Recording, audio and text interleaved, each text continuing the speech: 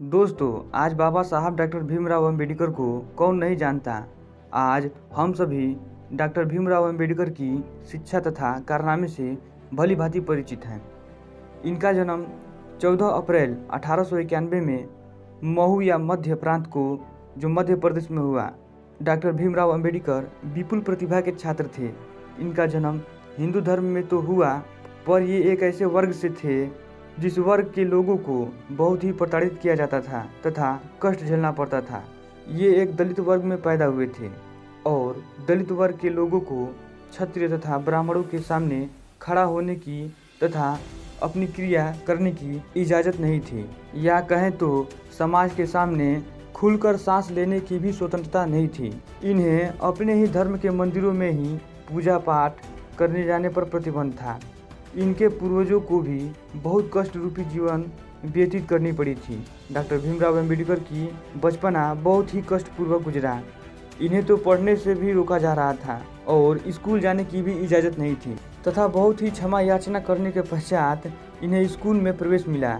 वो भी इन्हें क्लास के गेट के बाहर खड़े रहकर पढ़ना पड़ता था, या कहे तो क्लास की खिड़कियों के सामने बैठकर पढ़ने की इजाज़त थी। उस क्लास के शिक्षक इन्हें पीटने के लिए भी अलग छड़ी रखते थे। बहुत ही कष्टपूर्वक इनकी पढ़ाई पूरी हुई। जैसे जैसे इनकी शिक्षा बढ़ी, इनका बुद्धि विकसित हुआ। इन्होंने मुंबई विश्वविद्यालय से बीए की पढ़ाई की।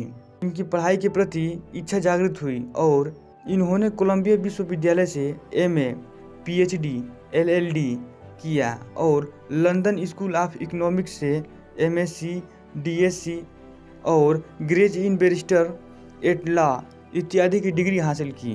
शिक्षा के क्षेत्र में गहन अध्ययन के बाद भी वो अपने पर बीते अत्याचार, प्रताड़ना इत्यादि को नहीं भूले थे। ये प्रताड़ना, अत्याचार उनके सीने में एक खंजर के समान चुभी थी। तो इन्होंने कसम खाई कि या तो मैं इस समाज को ही सुधार दूंगा या फिर समाज ही त्याग दूंगा। और 21 वर्ष की आयु में उन्होंने विश्व के सभी धर्मों का गहन अध्ययन किया और हिंदू धर्म छोड़ने का फैसला किया।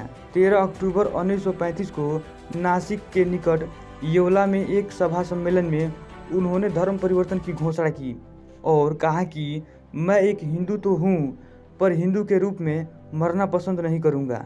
वे चाहते थे कि वे अपने साथ लाखों दलितों को एक साथ धर्म परिवर्तन कराए।